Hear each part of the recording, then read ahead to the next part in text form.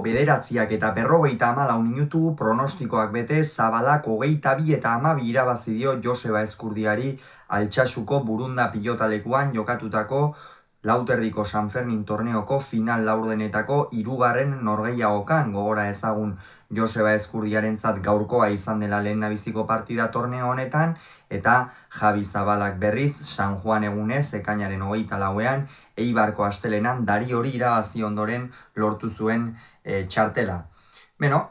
Partida hasieran Joseba Ezkurdia oso erabakior eta hazita ikusi dugu. Sakearekin asmatu egin du arbizuarrak, eta gainera gantxoak askoz ere hobeto gurutzatu ditu, eta horrekin min ikeragarri egin dio Zabalari. Boleaz ere ongi mugitu du pilota, botez ere hormabikoarekin, eta hasieran askoz ere gehiago izan da Joseba Ezkurdia oroar.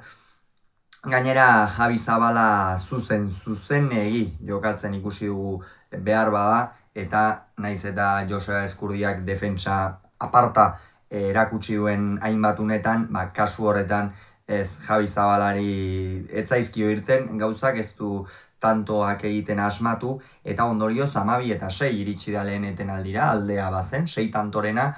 Gainera Javi Zabala da bere honetik apur bat irten da ikusi dugu, baina ondoren zer egin du Javi Zabalak? Zer egin du?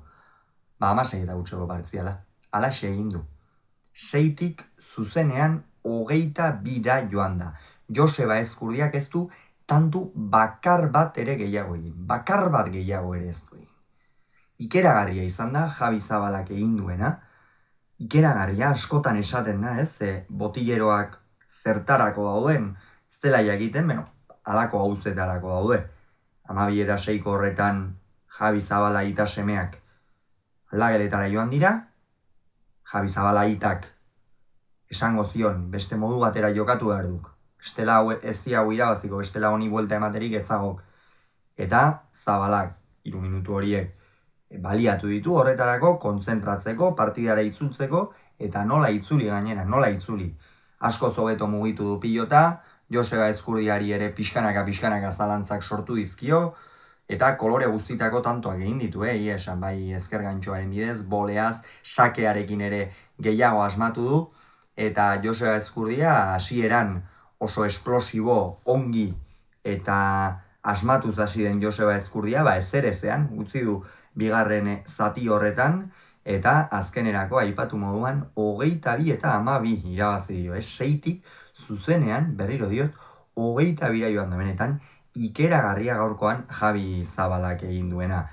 Eta honen ondoren zer? Batetik Javi Zabalak bihar jakingo du nor izango den bere aurkaria, Donostiako Atano 3. pilotalekuan jokatuko du ostiralean Logroñoko aurrelariak, eta bihar Mungian Altunak eta Peio Etxeberria jokatuko duten partida horretatik irtengo da haren aurkaria. Zabalarentzat berezia izango da aurtengoa ere, joan den urtean uztailaren 7 Nafarroa Arenan egoteko aukera eduki zuen, eta aurten badirudi ere aukerak behintzat izango ditu jada final erdietan baita, eta noski horretan saiatuko da. Eta Joseba Ezkurdiarentzat berriz kolpea izango zen, ez, jada adinean badoa aurrera, pixkanaka, geroz eta txapelketa gutxiago, ez, jokatzea tokatuko zaio, urteak aurrera joan ala, gainera beretzako Nafarra izan da, arbizukoa izan da,